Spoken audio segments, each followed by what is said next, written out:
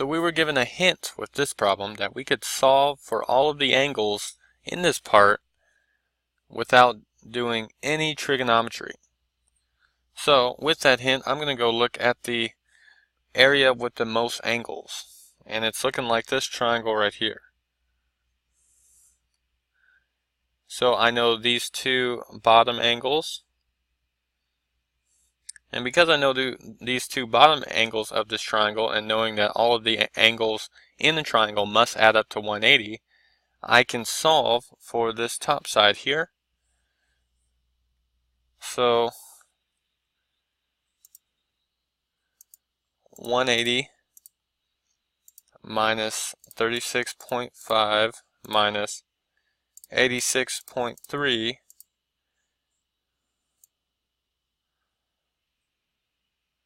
equals, whoops, I accidentally did 880. I need to do 180 minus 36.5 minus 86.3. That's 57.2. So let me write 57.2 right here. So right here. And then because I know this 102 right here, I could solve for this angle. Let's see what that is. That's going to be 102 minus 57.2. So 102 minus 57.2, and I almost made an error there. That's 44.8. So 44.8, and let me start writing some of this down. So 180 minus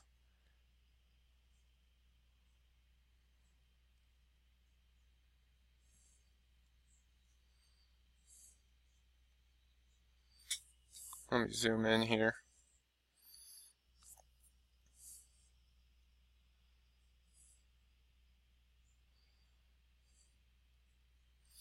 What was that answer? 44.8.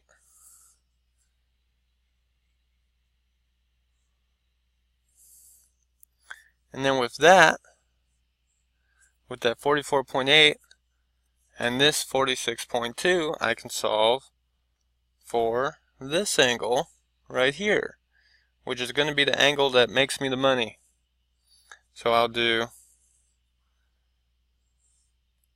180 minus 44.8 minus 46.2 equals 89. 89. So this is 89 degrees, and I'll write that out so that we have it on record.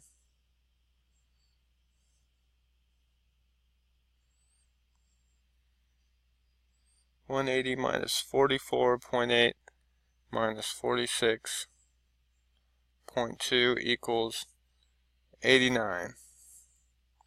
You do a slight underline of all these. There we go.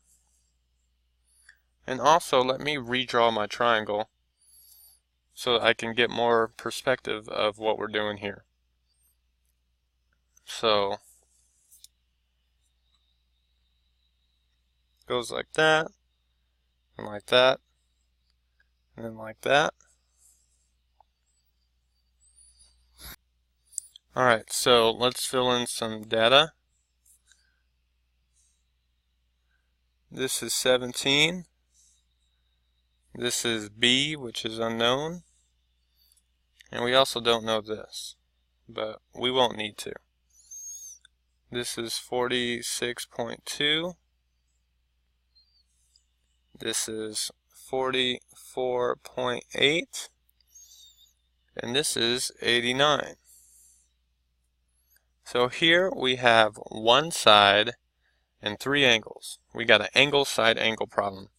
It's the angle, side, angle problem. And with obtuse triangles, what that means is that we're going to use law of sines to solve for this, especially because we have a side that we know, and that side is opposite of an angle that we know. So let's get going. So we have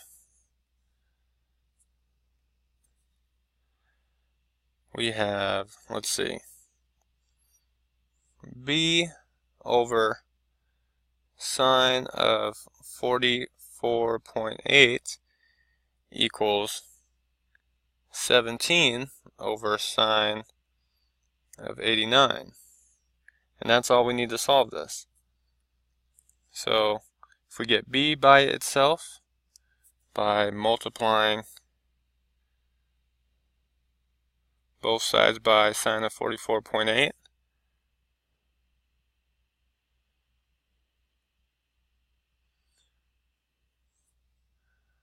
then these will cancel out, and we get b equals 17 over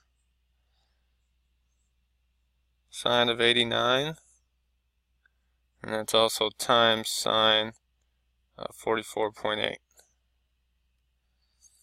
So then we could solve this using our calculator.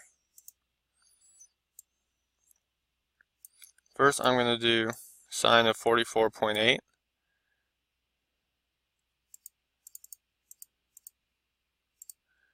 Whoops. Sine of 44.8. I got to include the parentheses on my calculator. And then let's multiply that by 17.